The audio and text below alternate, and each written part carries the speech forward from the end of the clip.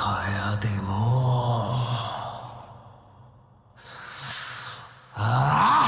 কি অবস্থা সবার? সিয়াম আহমেদের আসন্ন রোজার ঈদের সিনেমা রাক্ষস, এই সিনেমাটার রিসেন্ট ফার্স্ট লুক রিলিজ হয়েছে। এই সিনেমার প্রতি একটা বিশ্বাস কি ছিল জানেন?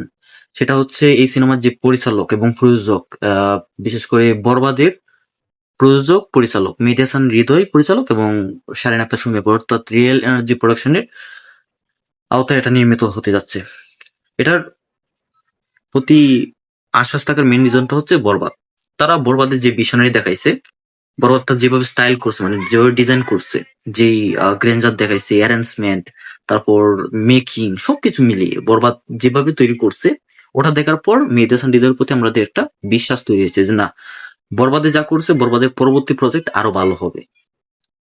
তবে শাকিব খান ছাড়া প্রজেক্ট গুলো কেমন হবে আর একটু, যেহেতু লো বাজেট থাকবে, তারপরেও তার যেই মেকিং এর যে ডিজাইন, সেটা বলতে গেলে ভালো। এখন কথা হচ্ছে রাক্ষসের প্রতি আমরা আসতেছি। ফার্স্ট লুকের প্রতি আমার পুরোপুরি আশা ছিল যে ভালো কিছু পাবো। তো ফার্স্ট লুক আসলো, শুরুতে দেখা যাচ্ছে বাথটবে রক্ত ভরা, সাদা একটা বাথটব, সেখানে অস্থি ভরা, এবং সেখানে একটা বাঘ মরে পড়ে আছে না, কেউ মেরে ফেলে রেখেছে। কে মেরে ফেলে রেখেছে? রাক্ষস। আর সেই রাক্ষসটাকে সিয়াম। দেখা যাচ্ছে সিয়াম আহমেদের এক হাতে একটা পিস্তল, আরেক হাতে চাইনিজ কোরাল।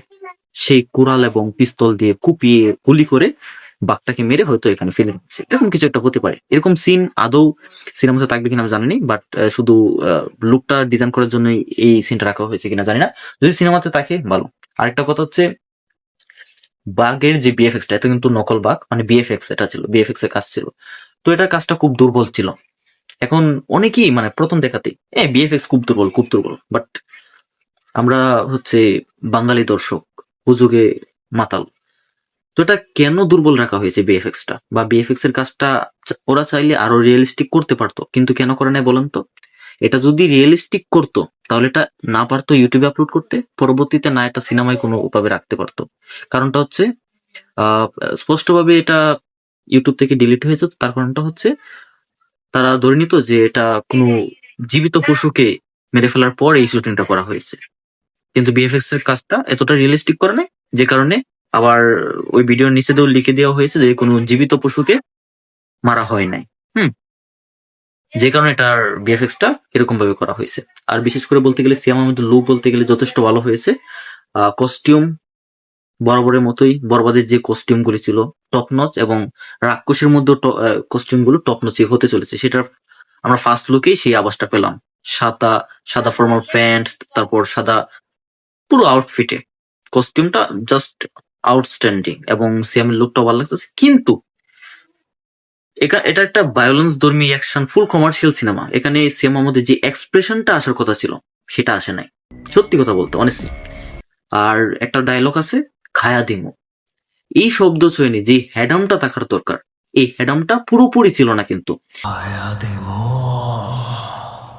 এই ডায়লগ ডেলিভারিটা দিতে যতটুক এক্সপ্রেশন দরকার ছিল সেটা ফুটে ওঠে না। আর একটা মনোলগে চলছিল, কিন্তু আমার কথা হচ্ছে এটা যদি মনোলগে না রেখে, মুখে একটা গোলাপ ছিল, ওই গোলাপটা হাত দিয়ে সরিয়ে যদি মুখ দিয়ে ভয়েস ওভার করতো এবং এই ডায়লগটা ডেলিভারি হতো, জাস্ট বাই কেঁপে যেত।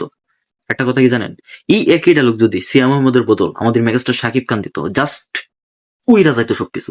মনে নাই গত বছর বরবাদের সময় ওই জিল্লো মালদে, কি ক্রেজিনেস একটা ডায়লগ ছিল, তার গলার ওরা ভাই, পুরো সোশ্যাল মিডিয়া আওলা জাওলা হয়ে গেছিল।